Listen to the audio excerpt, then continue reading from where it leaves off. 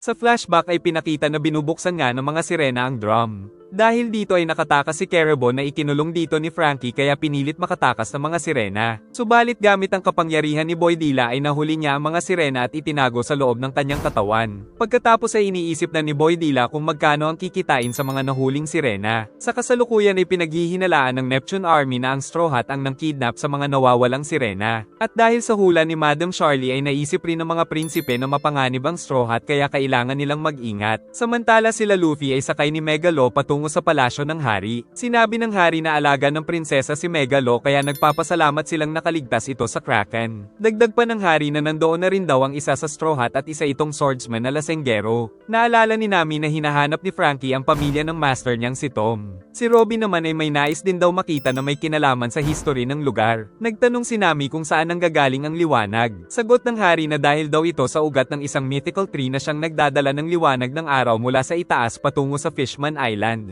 Kalaunan ay nakarating sila sa entrance kaya pinindot ng hari ang communication device para magbaba ng bubble na dadaanan nila. Saka binigyan sila ng hari ng bubble coral para makagawa ng malaking bubble bago sila pumasok. Nang makarating ay namangha sila dahil napakalaki at napakaganda ng lugar. Umakyat sila patungo sa palasyo kaya binuksan ng pinto para sa hari. Ngunit pinagalitan si Neptune ng isang matandang ministrong seahorse dahil umalis ang hari nang walang kasamang guard. Nang maamoy ni Luffy ang pagkain ay sinundan niya ito. Nalaman din ng hari na may naghagis na naman ng patalim sa silid ng prinsesa. Napansin nila namin na nawawala ang captain nila dahil sinundan nito kung saan niya naamoy ang pagkain. Umiwas siya sa napakalaking guard na may dalang mga food cart. Tapos nakita ni Luffy ang malaking pinto kaya pumasok siya sa pag-aakalang may pagkain doon. Nagtungo siya sa isang malambot na bagay ngunit paglakad ay tumalbog siya sa kabila. Napansin niyang sobrang lambot nito kaya nagpatalbog-talbog ang ating bida. Ngunit pagbukas ng ilaw ay nalaman na nasa siopaw pala siya ng magandang prinsesa. Naisip ng prinsesa na nais din siyang patayin ni Luffy pero hindi daw siya natatakot ngunit tuluyan naman itong umiyak. Naiinip na daw si Captain Vanderdecken dahil 10 taon na ay ayaw pa rin siyang sagutin ng Mermaid Princess. Kaya pinaghihinalaan niyang pinipigilan ng hari ang kanilang pagmamahalan ng prinsesa. Saka naisip niyang mas mabuting mamatay na lang ang prinsesa kung hindi niya ito magiging asawa. Kaya naman naghagis siya ng malaking axe patungo sa Mermaid Princess ngunit napansin ng bata niya na maling direksyon niya ito hinagis, pero bumalik ito patungo sa kinaroroonan ng prinsesa. Ayaw pa rin tumigil ng prinsesa sa pag-iyak kaya narinig na ito ng mga bantay. Giit ni Luffy na hindi niya ito sasaktan. Nang biglang dumating ang axe na inihagis ni Captain Vander kaya iniligtas ng bida ang Mermaid Princess gamit ang buong lakas. Samantala nagugutom na ang mga kaibigan ni Luffy nang paligiran sila ng Royal Guards. Giit ng Minister of the Left na si Catfish na iimbestigahan sila dahil sa mga nawawalang sirena at sa hula ni Madam Charlie. Nag-iisip naman ng hari dahil wala naman sapat na ebidensya. Si Luffy naman ay itinago ni Shirahoshi bago pa makita ng mga nagpuntang bantay. Sinabi ng Minister of the Right na pinaghihinalaang ng kidnap ng mga sirena ang Straw Hat Pirates at ayon din sa hula ni Madam Charlie ay mapanganib ang Straw Hat. Nakita ni Megalo na tinatago ng prinsesa si Luffy kaya pinatahimik siya ng amo. Pag-alis ng mga bantay ay nagpasalamat ang sirena sa bida. Kaya nagtanong si Luffy kung saan nanggaling ang malaking axe. Sinabi ni Shirahoshi na nanggaling ito kay Vanderdecken at dahil sa devil fruit nito ay siguradong lahat ng mga hinahagis nitong patalim ay patungo sa prinsesa kaya hindi na siya umaalis sa loob ng tower. Sa loob ng 10 years ay si Megalo lang daw ang kasama palagi ni Shirahoshi kaya mahalaga ang alaga sa kanya. Samantala ang bida ay patuloy sa pagkain ng prinsesa. Dahil nalaman niyang pirata ang bida ay napakarami nitong tanong tungkol sa mga adventure. Ngunit nang pindutin nito ang pisngi ay nagalit ang bida kaya naiyak ang prinsesa. Dahil iyakin nito ay sinabi ng bida na hindi niya ito gusto kaya lalong nalungkot si Shirahoshi. Nagtanong si Luffy kung saan niya gustong magpunta ngunit natatakot ang prinsesa na lumabas. Kaya sinabi ni Luffy na poprotektahan niya ito sa hinahagis ni Vanderdecken. Samantala si Zoro ay tulog na tulog kahit nasa kulungan. Ang tatlo namang Straw Hat Pirates ay walang balak sumuko dahil hindi naman totoo ang mga bintang sa kanila. Naisip din ni Neptune na kailangan muna nilang ikulong ang mga ito subalit dumating si Zoro para pigilan ang atake. Samantala ang grupo nila Vanderdecken ay nagtungo sa base nila Hordy Jones. Pagpasok ni Captain Vander ay natuwa ang mga fishman doon tapos nag-usap sila ni Hordy Jones at nagkasundong magiging magkakampi upang tapusin ang kasalukuyang hari na si Neptune kaya nag-cheer ang mga tauhan ng dalawa. Nagulat ang Seahorse dahil nakatakas daw si Zoro sa kulungan. Namangha naman si Catfish dahil sa lakas ng swordsman. Pinag-utos ni Mr. Seahorse sa putukin ng malaking bula para malunod ang mga tao. Ngunit nagkaroon pa ng napakaraming bula kaya nawala ang tubig sa loob ng palasyo dahil kagagawan pala ito ni Nami gamit ang malaking bubble coral. Sa kabila nito ay kinalaban pa rin ni Neptune si Zoro. Si Luffy naman ay niyaya si Shirahoshi na mamasyal pero hindi pa daw handa ang prinsesa. Samantala sa palasyo ay labis na nabugbog ni Zoro ang lahat ng mga bantay kaya kinukonsensya siya ng mga kaibigan. Maging ang hari ay natalo din kaagad ni Zoro. Ngunit nagtataka sila Mr. Seahorse at Mr. Catfish dahil nag-aaway ang mga pirata. Imbis na si Luffy ang hanapin ay nagtatanong si Nami sa Royal Guards kung nasaan ang mga kayamanan. Si Brook naman ay nakuha pang tumugtog ng gitara. Naalala ni Neptune na kaya siya natalo ay dahil sumakit ang kanyang likod. Kaya walang nagawa si Mr. Seahorse kundi magbanta sa pagdating ng tatlong prinsipe. Naisip ni Zoro na kailangan na nilang tumakas pero wala pa ang ibang kasama. Nakita ni Nami na nagloloko din ng log post. Giit ni Catfish na isa silang tanga kung ganito pa rin ang gamit nilang log post. Samantala papauwi na rin sila Fukaboshi at naghihintay na lang na buksan ang gate. Ngunit narinig ng mga ito ang boses ng mga pirata kaya nalaman nilang may hindi tama. Giit ni Zoro na hindi sila makakapasok, ngunit sumisigaw ang mga bantay para humingi ng tulong sa mga prinsipe. Si Zoro naman ay nais ipahanap sa mga prinsipe ang kanilang barko at iba pang kaibigan kung nais pa nilang makitang buhay ang hari. Tinanggap ni Fukaboshi ang kondisyon ng swordsman subalit wag daw nilang sasaktan ng mga hostage. Bago umalis sila Fukaboshi ay sinabi nito ang mensahe ni Jinbei para kay Luffy. Ang una ay wag daw nilang labanan si Hordy Jones at ang isa pa ay maghihintay daw si Jinbei sa Sea Forest. Saka umalis na sila para gawin ang kondisyon.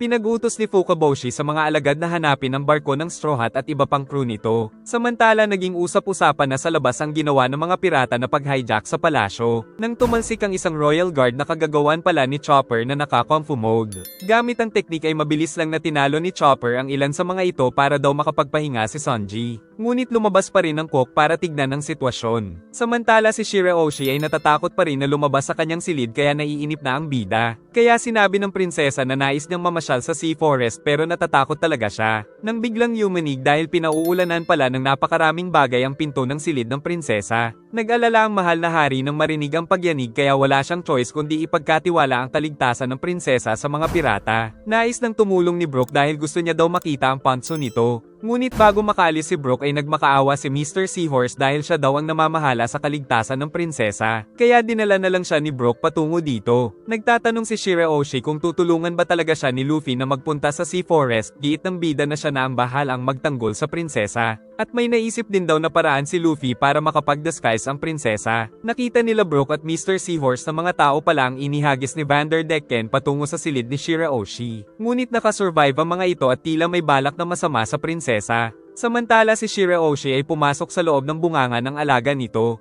Nag-aabang ang mga pirata sa labas nang biglang lumabas si Megalock at nagtatago sa loob ng bunganga nito ang prinsesa at si Luffy ay nakasakay sa ibabaw. Nakita na ni Frankie ang kapatid ng kanyang master, kaya pinagmamalaki niya ang nilikha niyang barko na Thousand Sunny dahil natuto siya sa kanyang master Tom. Ngunit hanggang ngayon ay hindi pa rin nila mahanap ang barko. Samantala nakita nila Mr. Seahorse at Brook na tuluyan nang tumakas sila Luffy at Megalo. At naiwan pa nilang nakabukas ang silid kaya nakita ng dalawa na nawawala ang prinsesa. Saka bumangon at umatake ang isang tao kay Brook ngunit tinapos niya kaagad. Bumangon din ang iba pa at sinabing kailangan nilang mabuksan ang gate ng palasyo upang hindi sila patayin nila Hordy Jones. Sa flashback ay nagpalobo ng mga bula sa base nila Hordy Jones upang hindi mamatay ang mga taong pirata. Saka sinabi ni Vander na may misyon daw sila para sa mga tao. Nang biglang dumating si Hachi sa base nila, at sinabi ng Octopus na isang katangahan ng paggamit ng energy steroids at ang plano nilang patayin ang hari. Giit ni Hordy na idol niya noon si Hachi pero mahina na ito ngayon. Ngunit maging ang malakas na swordsman na si Hyuzo ay payag din sa plano ni Hordy. Dagdag pa ni Hordy na kailangan nilang patayin ang mga tao para mapatunayan na mas malakas ang lahi ng mga fishman. Ngunit ayaw pumayag ni Hachi dahil kaibigan niya daw ang Straw Hat Pirates. Hinawakan ni Vander si Hachi kaya naging target na ito ng kaliwa niyang kamay.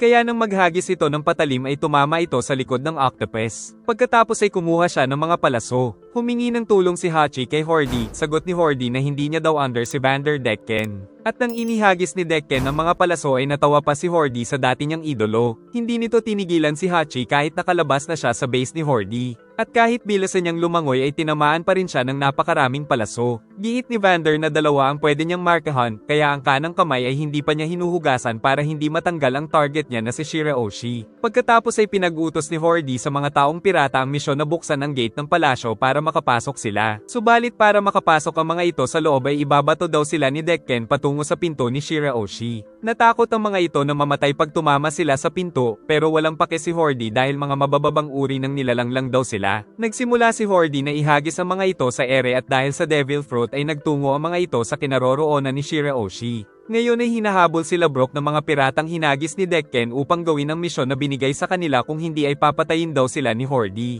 Nagtatanong si Sanji sa Neptune Army kung nasa palasyo ba ang Mermaid Princess. Ngunit pinipigilan siya ni Chopper dahil mamamatay ang Cook pag nakakita pa ng maganda. Kailangan daw niyang magsuot ng posas kung nais niyang sumama sa palasyo, pero ayaw ng Cook dahil nais daw niyang ipagluto ang prinsesa. Kaya nag-away sila ng mga bantay at natalo niya lahat ng mga ito. Tapos nagsisihan sila dahil baka ituring na talaga silang kriminal. Nang marinig ni Sanji ang sigaw ng babae ay nagpunta siya kaagad. Ngunit nakita nila si Hachi na nasa masamang kalagayan. Sinabi ng Fishman na kailangan na nilang tumakas dahil susugod ang grupo nila Dekken at Horde upang sakupin sila. Pagdating nila Brook ay sinabi nila sa hari na nawawala ang prinsesa. Natatakot si Usopp dahil maiipit sila sa kaguluhan.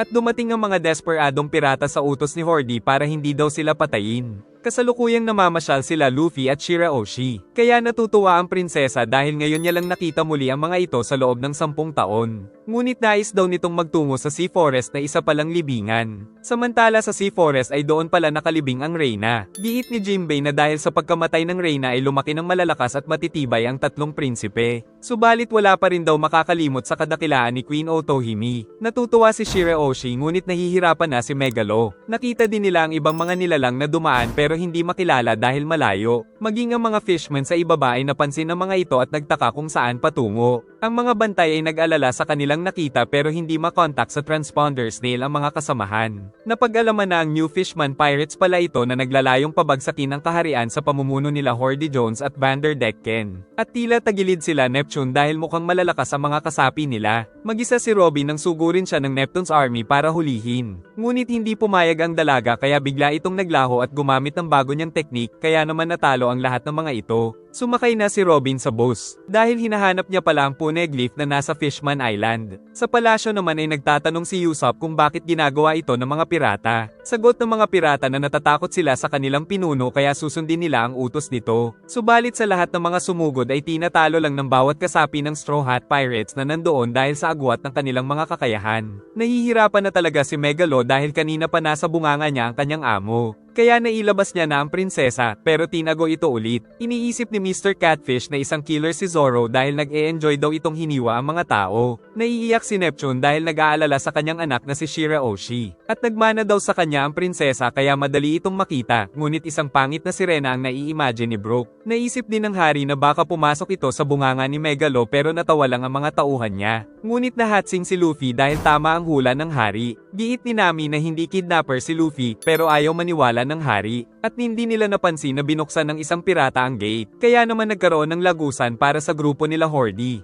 Nakita na rin ni Frankie ang barko nila sa tulong ng kapatid ni Tom. At hindi rin maiwasan ng cyborg na humanga sa magandang paligid na puno ng mga isda. Saka sinabi ng kapatid ni Tom na siya na daw ang bahala sa bubble coating ng Sunny. At nagpakilala itong si Den, pero isa itong merman, di tulad ni Tom na isang fishman na cowfish. Giit ni Den na normal sa Fishman Island ang magkakaibang itsura kahit magkapamilya. Pinuri ni Densan si Frankie dahil sa effort nitong hanapin siya at ikwento ang naging buhay ng kanyang kuya. Doon ay nakita din ni Frankie si Jinbei na meron daw hinihintay giit ni Densan. Samantala nakapasok na ang grupo nila Horde sa Ryugu Palace. Nandoon din si Vander Dekken na nadismaya dahil nakatali na ang mga kalaban niya. Si Horde naman ay natuwa pa sa nakita. Ngunit nakita nila na nagbabantay doon si Zoro. Naisip ng hari na si Vander Dekken ang kumuha sa prinsesa kaya nawawala ito. Pero nainis din si Dekken nang malaman na nawawala pala ang crush niya. Naisip ni Horde na nandito pa ang prinsesa nang ihagis ni Dekken ang mga tao kaya sa palasyo napunta ang mga ito. Dahil sa sinabi ni Horde ay naisip ni Dekken na gamitin ang kanyang kapangyarihan. Kaya sinira niya ang isang coral at inihagis, saka sinakihan ito dahil siguradong patungo ito sa prinsesa. Samantala walang alam sila Luffy na paparating pala si Dekken para kunin ang prinsesa. Si Megalo ay hindi na talaga makatiis sa sobrang sakit. Habang sila Luffy ay tinitignan lang ang mga shape ng ulap. Nang makita ng prinsesa ang ulap na kasing hugis ng kanyang ama ay naiyak ito dahil tumakas sila.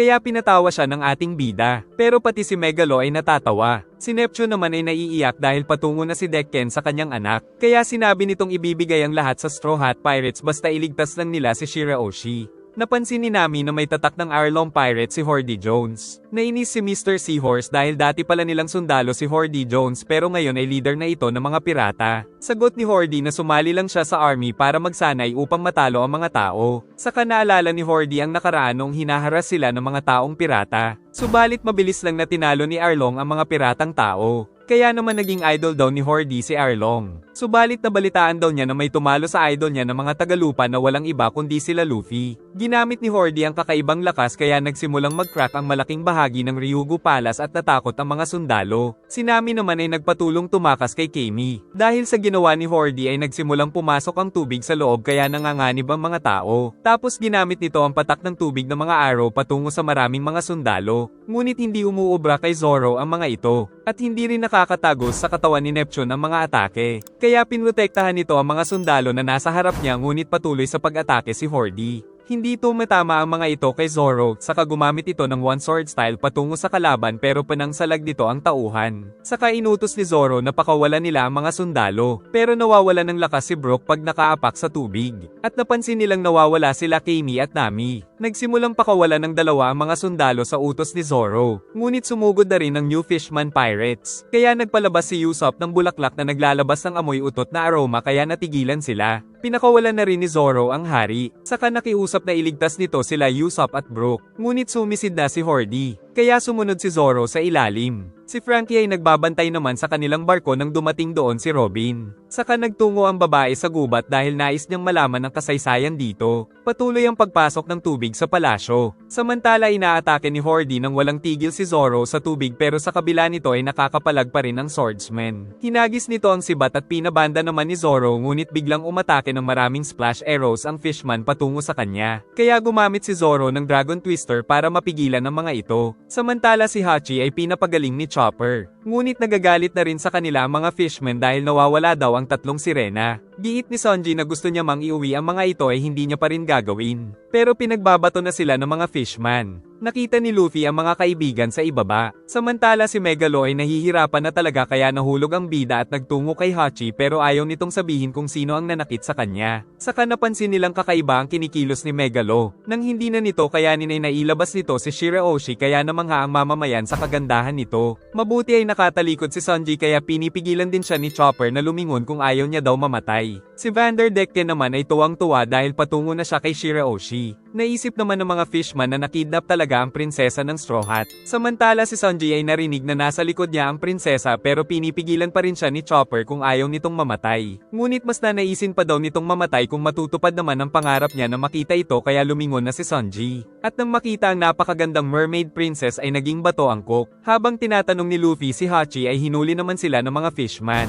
Saka itinali sila dahil sa pangkikidnap sa Mermaid Princess. Ngunit napansin nila na may paparating. Nakita nilang ito pala si Vanderdecken na tuwang-tuwang tinanong ang prinsesa kung sinasagot na ba siya nito. Handa namang ipagtanggol ng mamamayan ng Mermaid Princess mula sa piratang fishman. Saka sinabi ni Shirahoshi na hindi niya tipo si Vanderdecken kaya labis itong nasaktan at natakot din ang mga fishman. Dahil dito ay naglabas ng dalawang axe ang bigong fishman kaya pinapatakas na nila ang prinsesa. Giit ni Luffy na wag aalis si Shirahoshi dahil poprotektahan niya ito. Lumapit ang mga fishman sa bida sa pag-aakalang kalaban din siya kaya pinatulog ni Luffy ang mga ito. Tapos habang nakatali ay nag-gear second saka winasak niya ang malaking coral ni Vanderdecken. Saka kumapit ang bida sa kanya at binalibag ito sa lupa na una ang ulo. Tinulungan ni Shirahoshi na makatakas sa tali ang bida. Pagkatapos ay umalis na ulit sila sakay ni Megalo. Ngunit sa ibaba ay nagwawala si Vanderdecken dahil sa ginawa ni Luffy. Saka lumabas ang tauhan ni Decken na si Wadatsumi para pigilan sila. Ngunit sa isang suntok ni Luffy ay bagsak ito at natanggal pa ang isang ngipin. Samantala naisip naman ni Nami na nais niyang makita si Jinbei para sabihin ang sitwasyon na sumugod sila Hordy Jones sa palasyo. Pinag-utos naman ni Neptune sa mga tauhan na tumakas muna sila at hanapin ang mga prinsipe para magpatulong. Tinignan ni Usopp ang sitwasyon sa laban nila Zoro at Hordy. Nang makita nitong nakakalamang na ang fishman sa labanan sa ilalim ng tubig. Subalit pagsugod nito ay nakaatake pa rin si Zoro at sa muling pagsisid ni Usopp ay nakita niyang duguan si Hordy dahil sa atake ng kasamahan. Di makapaniwala ang mga bata ni Hordy na tatamaan ito. Ngunit kailangan ng huminga ni Zoro kaya umakyat siya ngunit kumain ng energy steroid ang mga fishman saka siya hinabol ng mga ito. Dahil dito ay nahabol siya ng mga fishman at nakipaglaban sa mga ito kahit mauubusan na ng hangin. Kaya gumamit si Zoro ng teknik upang matalo ang mga ito. Saka siya nakaakyat para humigop ng hangin. Ngunit sinabi ng hari na kailangan na nilang tumakas kaya kumapit sila kay Neptune. Sumisid naman si Neptune at agad na gumamit ng kakayahan, kaya nagkaroon ng tila isang lagusan upang makatakas ang mga tauhan niya mula sa palasyo. Si Hordy naman ay kumain na rin ng energy steroid. Subalit si Neptune ay di na kinaya ng katawan dahil sa katandaan. Mabuti ay dumating ang alaga nitong baby whale na siyang ginamit nila para makatakas pero si Zoro ay nauubusan na ng hangin. Tapos napigilan pa sila dahil sa lakas ni Hordy Jones. Ngunit ipinag-utos ng hari na tumakas na ang mga tauhan at hanapin na lang ang mga prinsipe. At ang mga naiwan naman ay naging mga bihag ni Hordy Jones. Nakarating ang balita kay Fukabushi mula sa kalapit bayan dahil inaatake na rin pala ito ng New Fishman Pirates. Kaya nagmadali silang magtungo sa lugar. Subalit sa pinanggalingan nila ay may nagtatago din pala ng New Fishman Pirates para doon naman sumalakay. Naiiyak si Shirahoshi sa sobrang tuwa dahil nakarating na rin siya sa Sea Forest. Tapos nakita pa nilang nandoon din ang Sunny na binabantayan ni Franky. Pagbaba nila ay nilapitan ni Jinbei si Luffy. Saka nagulat ang fishman kung anong ginagawa doon ng prinsesa. Nakita din ni Jinbei na nasaktan ng dati niyang kasamahan na si Hachi. Si Sanji naman ay biglang lumakas dahil nakita niya na rin ang mermaid princess. Dahil dito ay nalaman ni Chopper na magaling na ang cook. Nagalit si Luffy dahil hindi niya kilala ang kapatid ni Tom. Giit ni Franky na ito rin ang gumagawa ng bagong bubble coating sa kanilang barko. Sa gitna ng pag-uusap ay biglang tumalon si Luffy para iligtas ang prinsesa sa inihagis ni Vanderdecken. Sa wakas ay nakita na rin ni Shirahoshi ang libingan ng kanyang ina. Dumating na rin doon sila Nami at Kami. Kaya nalaman nila Luffy ang nagaganap sa Ryugu Palace. Naiyak si Shirahoshi sa nalaman. Saka nagpasalamat si Jinbei sa pagpigil nila Luffy noon sa Arlong Pirates sa East Blue. Subalit humihingi din siya ng patawad dahil siya din daw ang nag-utos sa mga ito kaya naalala na naman ni Nami ang mapait na karanasan. Si Robin naman ay mapayapang naghahanap ng clue tungkol sa nakaraan nang makita na rin niya ang hinahanap. Nagmamadali ang Neptune's army upang hanapin ang mga prinsipe para mailigtas nila ang hari. Samantala ang iba pang mga lugar ay ginugulo na rin ng New Fishman Pirates. Tapos pinipilit nilang apakan ng mga tao ang litrato ng yumaong reyna. Ngunit ang mga ayaw itong gawin ay pinapatay ni Hyuzo gamit ang espada nito. Sa Waterwheel Town ay nakapila pa ang mga fishmen para apakan ang litrato. At kung sino man ang ayaw itong gawin ay papatayin ngunit iniligtas ito ni Fukabushi. Saka sinuntok sa mukha ang officer ni Hordy dahil sa ginagawa sa litrato ng yumaong ina. Samantala nang kidnap na naman si Kerebo ng isang sirena ngunit hindi pa rin siya nahuhuli. Tapos balak pa niyang isunod ang mermaid princess upang kumita ng malaking salapi. Umiiyak pa rin ang prinsesa kaya nangako si Jinbei na ililigtas niya ang buhay ng mahal na hari. Samantala si Sanji ay masayang ipinagtimpla ng tsaa ang mga babae. Subalit nagtanong pa si Nami kung si Jinbei ba talaga ang nagpadala sa Arlong Pirates sa East Blue. Sinabi din ni Sanji kay Jinbei na dahil sa Arlong Pirates ay nagdusa ang isla na pinagmulan ni Nami. Kaya nag-flashback sa alaala ng dalaga kung paano binaril ni Arlong si Bellemere na naging nanay niya. Tapos kinulong pa siya ng mga ito para makinabang sa kanyang talento sa pagguhit ng mapa. Dahil dito ay napakaraming hirap at pagsubok ang dinanas ni Nami upang matubos ang isla mula kay Arlong. Ngunit ngayon ay nalaman na ni Nami na patas lang din naman dahil nasaksihan niya sa Sabaody kung paano mag-auction ng mga tao sa mga sirena. Giit ni Hachi na galit talaga sa mga tao si Arlong. Pero noong mga bata pa daw sila ay pinapangarap nilang manirahan sa makulay na mundo ng mga tao. Dagdag pa nitong mas lumala daw ang pandurukot nung nagsimula ang Great Pirate Era, dahil nagwawala daw ang mga piratang tao sa Fishman Island. Pero giit ni Jinbei na mula nang maging teritoryo ni Whitebeard ang lugar ay wala nang nanggulo sa kanila. Ngunit nagpatuloy pa rin ang hindi pagkakasundo ng mga fishman at mga tao sa nagdaang mga taon. Dagdag pa ni Jinbei na 2 fishman lang ang nagbago sa kanilang kasaysayan. Ang una ay si Queen Otohime na naglalayong magkasundo ang mga fishman at mga tao. Pangalawa naman ay si Fisher Tiger na nagligtas sa mga alipin ng mga tao at mga fishmen sa Navy HQ. Pagkatapos ay binuo nito ang Sun Pirates. Ngunit dahil din dito ay nahirapan daw ang reyna na makipagkaibigan sa world government. Hanggang ngayon ay walang makapagsasabi kung sino sa dalawa ang gumawa ng tama para sa dalawang lahi. Ngunit ang malinaw lang ay pareho silang naghangad ng magandang hinaharap para sa mga tao at mga fishman.